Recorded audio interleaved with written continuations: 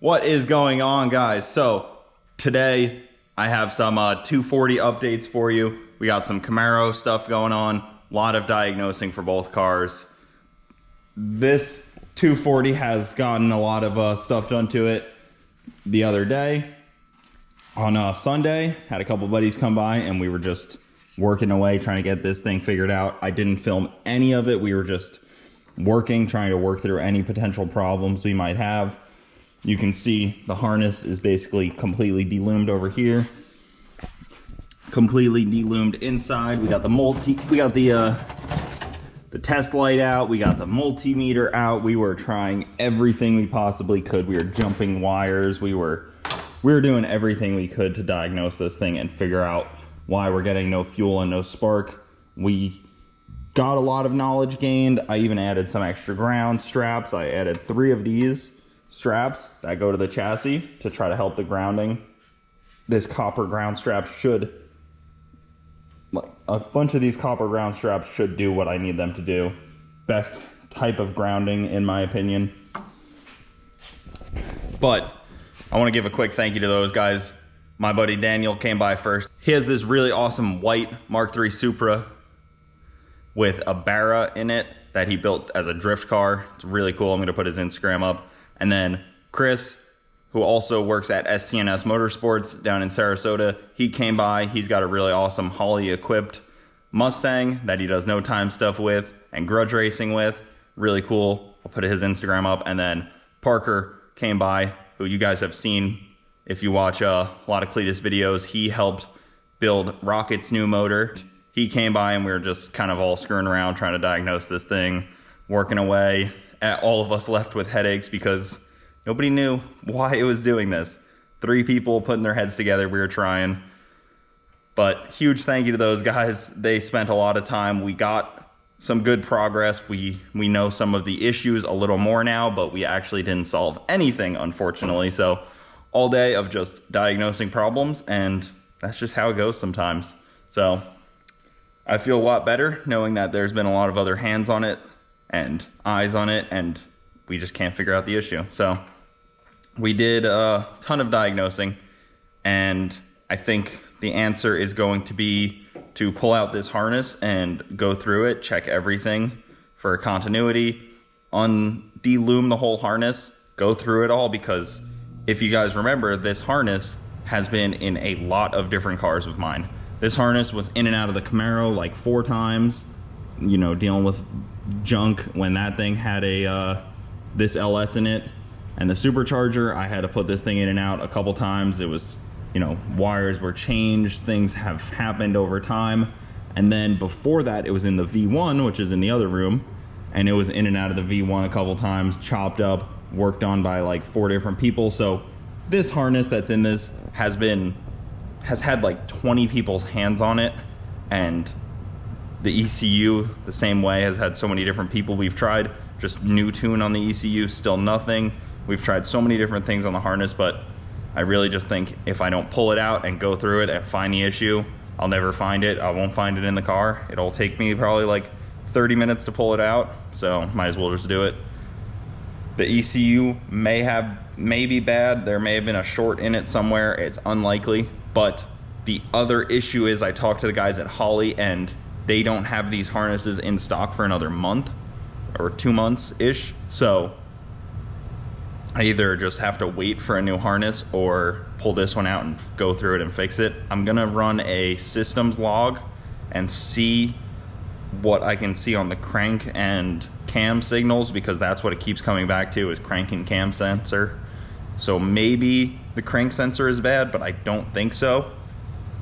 A lot of talking, a lot of diagnosing. There was so much I learned from hanging out with those guys and going through everything. Again, huge thanks to them. Go check out their cars on Instagram. They have some really cool stuff. I'll eventually film some videos with those guys over at their shop and see some of their cars, because they have some really cool stuff going on there. Some really cool builds. But for now, that's where the 240's at. Gonna check a couple things and pull the harness out most likely.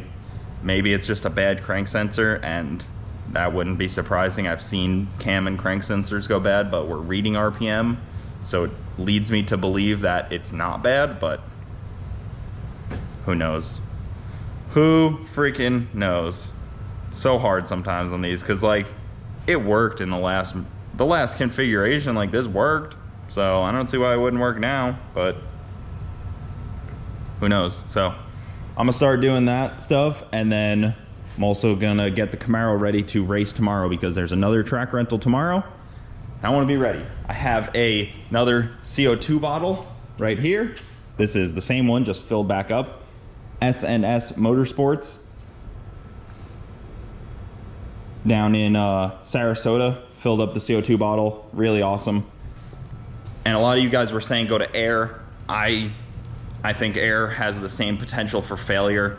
If anybody's ever owned a small electric compressor wired into their car, I think they would understand that air compressors have failures.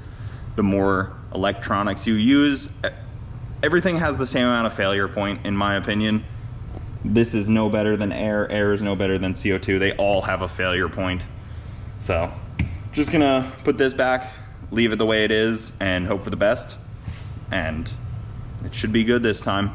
I think my issue was that when I was on my drive back from Texas, the parachute was still deployed and the CO2 launcher was still out and deployed, and I don't even know if the CO2 bottle was closed. So it may have just had enough for one like little burnout and had the boost, but then after that it was just done. Once I armed the parachute again, it seemed like it didn't arm right. So that's probably my issue. I pressure tested the two main lines. You can see right here I made a little pressure tester. I just screwed in this fitting onto a onto like an air chuck, and then I just pumped air through it and saw if it held pressure, and it does. Both sides hold pressure. This is the CO2 launcher, and then the boost over here, the boost line held pressure. That is this one. So put another smaller fitting on that, and you know, checked the boost references, and they all held pressure too. So should be good there. I really think that it was just because I left the CO2 launcher out after the fire. I kind of just like threw the parachute in, you know, turned off the car and pushed it onto the trailer. I just kind of like checked out. I didn't even like, you know, think about all my normal stuff, because at that point I was like, well, the car needs to be gone through anyways, whatever, who cares, you know. So I didn't even really think about it until, of course, the end there. But that is on me. You live and you learn, and now I won't let that happen again. But I have a plan that I'm working with the guys over at S&S Motorsports down in Sarasota, and we are coming up with a solution so that I can adapt this fitting right here to this fitting on the CO2 bottle. So if I do have a empty CO2 bottle again, I can just chill it in my cooler and then fill it up with nitrous. A lot of people fill their CO2 with nitrous, but I don't like to, because it's a little more temperamental, and it doesn't act exactly the same, and you're more prone to pop your blow off right here, because the temperature swing will heat up nitrous a lot more than CO2. So I'll have that in a pinch, because I always have nitrous bottles on me with this car, so I'll be able to just kind of like flip this over and force feed nitrous into the bottle. A lot of people do that, and I'm just gonna keep that fitting and lined with me so that I can do that in a pinch. That's the plan, at least. So that'll be good. I won't have to worry about that anymore. If I need to fill up the bottle real quick, or somebody else's bottle or something, I can just do that. It only takes like, it's like a 5-pound bottle or something, like a 2.5 pound, something weird like that. So it doesn't take much nitrous, and it'll be perfect for, you know, that emergency situation where you need a CO2 bottle.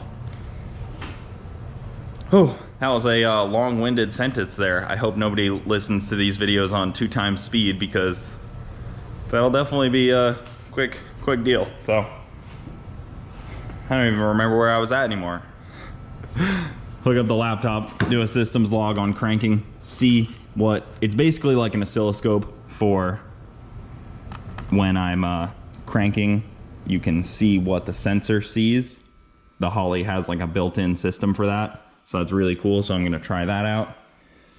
see what we can see, and man, that's pretty much all we're at. If the harness is bad, just know, guys, they're a month out. Parts are just back ordered like no tomorrow right now. People don't know when they're getting parts, and if you guys are ordering parts for your cars, you understand that some things you just don't know. So unfortunately, that's the harsh reality of buying car parts in 2021 right now. So you guys understand. I'll put this CO2 bottle back in, test again for leaks, and then we should be good to go. So that's the plan. I'll see you guys once I know a little more about this 240.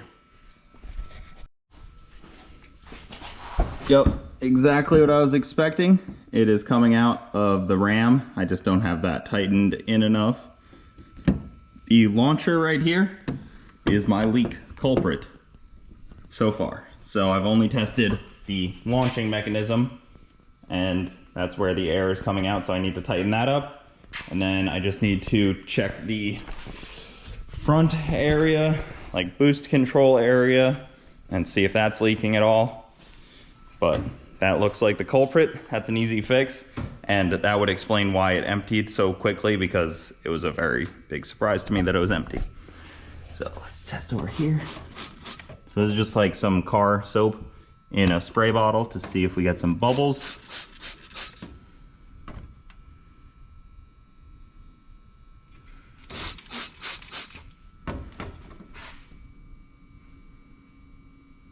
Nothing yet. Smells great too.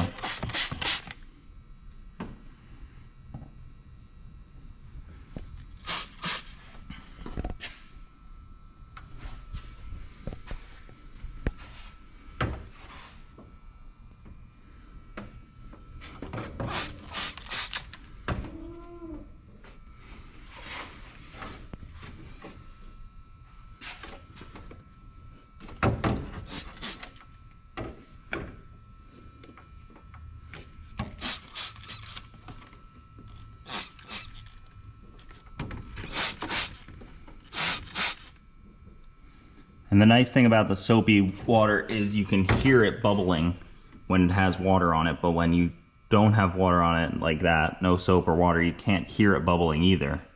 It's like super quiet. So it doesn't look like anything's leaking over here. The only leak is that one little parachute launcher. So that's good to know. That means my parachute launcher probably isn't as strong as it should be either, because it's got a little leak. So probably should have done that test as soon as I put it all in, but yeah, got it now. So tighten that up and we should be good to go. I don't have to worry about that anymore. So I've just been here kind of going through everything I can possibly go through. I was looking at system logs here. I'll show you guys what I'm looking at, and you can do an overlay of everything. Let me kind of do this. Holley has a really cool way where you can do a system log and, you know, chop up everything into a wave form like this, to where you can see the sine waves, and then you can see if the sensors are reading right, which that is the cam and crank sensor, and if they are showing noise like this, that means that they are reading. So those seem good to me. I mean, I might be reading this wrong, but it seems like we are getting signal from cam and crank. So that is good and not good at the same time. I'm still going back and forth with them, just trying to kind of keep you guys updated what I'm going through. Just trying to figure out what any possible issue could be, because if the crank sensor is bad or the cam sensor is bad, then that makes it easy. I can just replace those sensors, but it seems like they are reading right, so I'm thinking they're not bad. So it's hard to say for certain yet, but they are looking good. The cam sensor may be reading off. That's the only one that seems like it's reading weird, but not fully sure. Just kind of trying to figure it all out. Not my forte here. I am not a tuner, you guys know that, but I am always trying to learn more about what my car is doing and how to make it right. And this is part of it right here. So learning. So another update here, been back and forth with the Holley tech. Not really a tech, it's just my buddy that works at Holley, Keith. He's a really awesome contact that I have over at Holley. Helps me out with all my parts that I need to order and everything. So big shout out to Keith. He's been helping me all day on this. And we have done some troubleshooting. We turned off the need for the ECU to see cam signal to fire up, because it looked like the cam signal was a little weird. So we turned that off to see if it would fire with just crank signal. Still wouldn't fire, so that means that the problem is elsewhere. So just working through these issues, trying to figure out why this car doesn't want to start.